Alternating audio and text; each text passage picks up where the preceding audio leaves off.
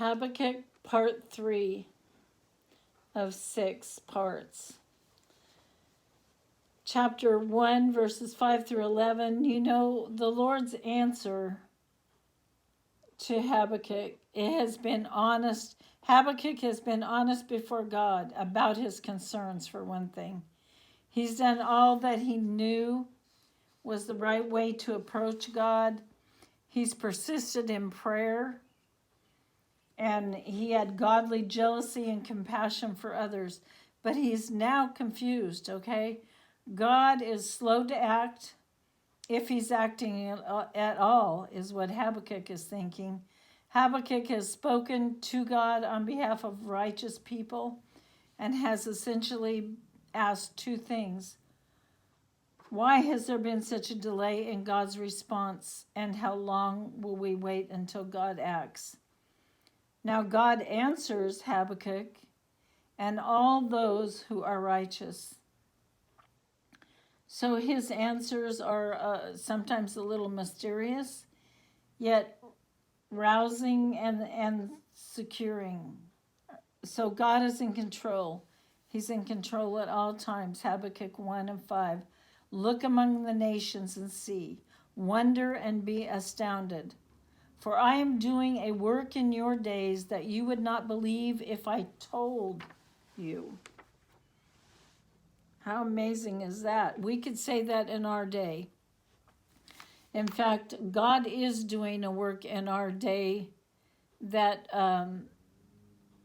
that we would not believe if he did tell us. I do believe that with everything within me.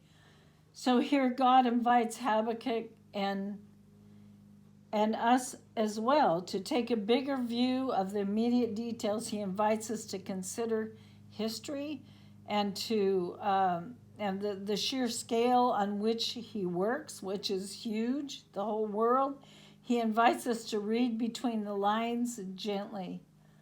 And then in Job, God answers in almost the same way, but is much less gentle. He basically says to Job, if you think you're more capable than me at running the universe, then go for it. Let's see how you do. Take a bigger view. You don't get all that is involved. You don't get all that is involved in this. So God is acting in world history. He is not inactive. He is acting in our day, even now, though we can look around today and feel like Habakkuk feels. People are turning to him, though, in vast amounts in various places. Some are experiencing revival. And if we had eyes to see, we would see the very thing, that he is in total control. His plans are masterful and worthy of praise. So if only we could see that. Verse 19, God is about to give the world yet another surprise in Habakkuk 1:6. For he said, behold, I am raising up the Chaldeans. God's work is not limited to his covenant people alone. And sometimes we forget this, and actually Habakkuk had forgot that. God is the God of everyone. So while he's being gracious to one, he's judging another. One person's trials is another's blessings and is another's punishment for not listening. So God is so wonderfully complex and holds and uses it all together all at once. He is the God overall. He was going to use Babylon. They were barbaric pagans who God was going to bring to power. They would totally destroy Assyria. And while Babylon thought they were doing their work, they were actually working for God. God made use of their hunger for power. By the time Habakkuk prophesies, they've already taken the major Assyrian cities like Assur, Nimrod, and Nineveh. So in the future, God would deal with Babylon also. called guilty in verse 11. But for now, he would use them. God's not rushed into unveiling his plan.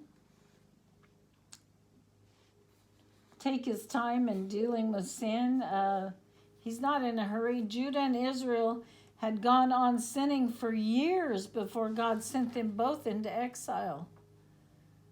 So God gives people many chances to change their mind, to not only that, to change their behavior. God is long-suffering. God is slow to anger. But when he acts decisively. And his disciples can be, his discipline towards his people can be severe. So he'll fulfill his plan. He will rid his people of sin one way or another. God describes in detail whom he will use to rid Judah of its wickedness. He will use Babylon. So they are particularly cruel, bitter. They wait on no man or no nation. They're feared and they're dreaded by all who hear them. So they make their own rules. They glory in their own cruelty. Their cavalry is a sight to behold. They're well trained and they can quickly kill and eat. And then verse 8, they're arrogant and they love violence for the sake of violence. They take what they want and no one can stop them. Verse 9 and 10. They don't fear any God or higher power. Their own pride is their God. Verse 11. So God does at times use despicable acts of people to bring about his purposes.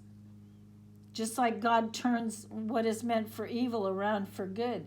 So it's God's world, it's God's people, God's plan. He's working it out masterfully. He knows what will bring about the desired result of every nation and every individual. And since their exile under Babylon, the Jewish people have never turned to foreign gods again. So God might use one sin to deal with another.